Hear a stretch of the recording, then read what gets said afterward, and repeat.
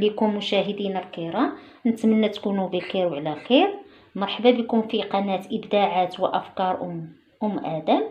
اليوم إن شاء الله غادي نشارك معكم طريقة صنع السيرو ديال الحامض، أي الليمون.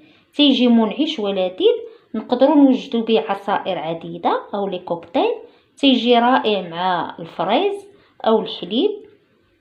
بسم الله على بركة الله.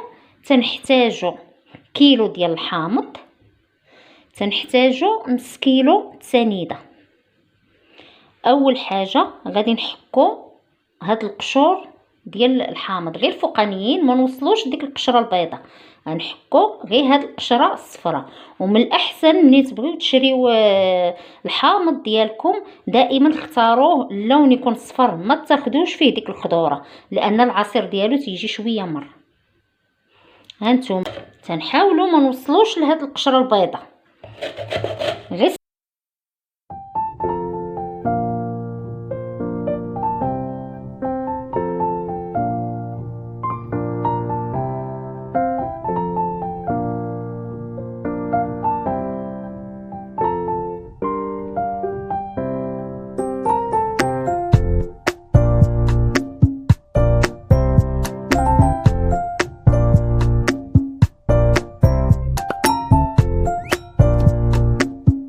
واجدين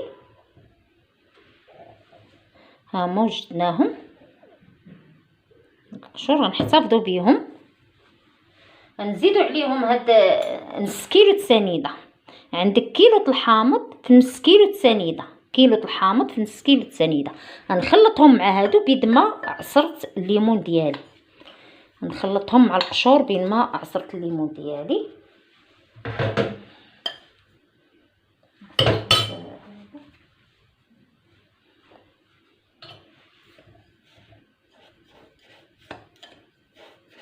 هانتوما تخلطوهم مع هاد السنيده بيد ما وجدنا العصير الحامض، عاد نزيدوهم في هاد الخليط هذا.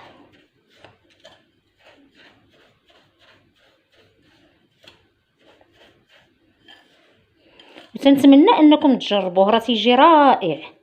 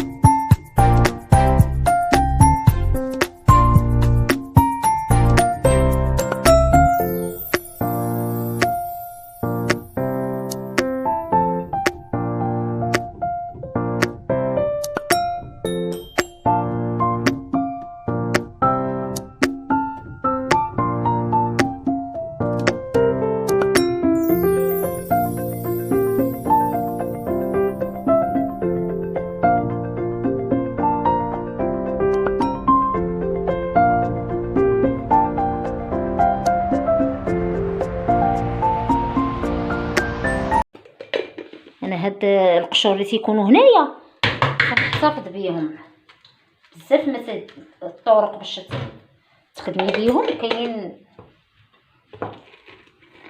شحال من حاجه تتصاوبيهم بها. تنجمعهم انا هادوك تنجمعهم مع هاد القشور هادو حتى هما تنجمعهم. هاد القشور كنجمعهم، غنقول لكم شنو غندير بيهم.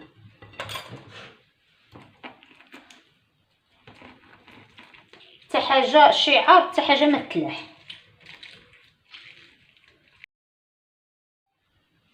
ها هو العصير ديالنا بيد ما ساليناه وضفناه على القشور ديال الحامض وسنيده.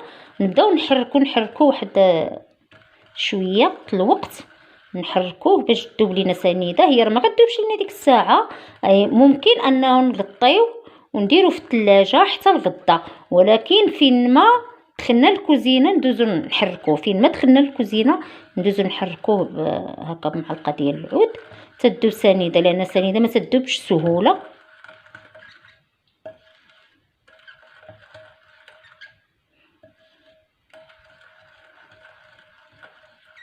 ها هو ملي غادي يذوب لينا داكشي غادي نوريكم نكمل معكم الطريقه. نغطيه ببلاستيك غذائي ونحتفظ فيه في الثلاجه،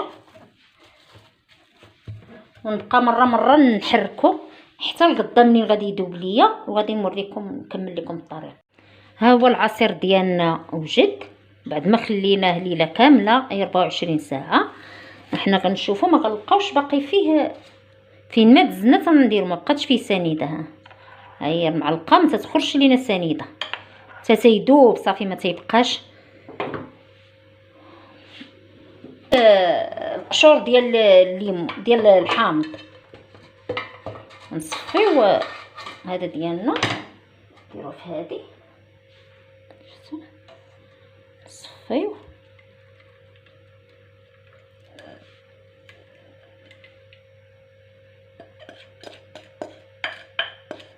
نتوما ما بقاش. هانتي خوينا، هانتوما خوينا هذه ما بقاش فيها كاع سنيده لتحت، حيت مره تدوزي تتخلطي فين ما دخلتي للكوزينه تتخلطي العصير ديالك صافي. تتبقاي تصفي تيولي خاتر، تيولي خاتر سيرو تيولي خاتر. حنا هذه وغنحتفظوا بهاد القشور هادو، غنحتفظوا نستعملوهم في الكيك ديالنا. ما درنا شي كيك كنستعملوهم فيهم تيجيو رائعين تما، ما غاديش نرميهم. هما داكشي كاع اللي استعملت في الحامض ما رميتوش، ها هو حتى حاجه ما ضاعت في داك الحامض.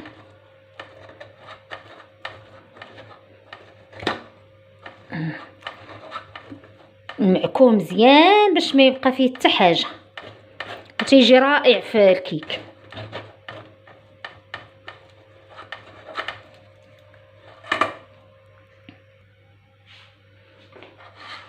ها هو هاد القشور ديالنا نحتفظوا بهم هنايا في هاد البلاستيكه، منين نديرو شي كيكه نستعملوهم، نديرهم في الكونجيلاتور.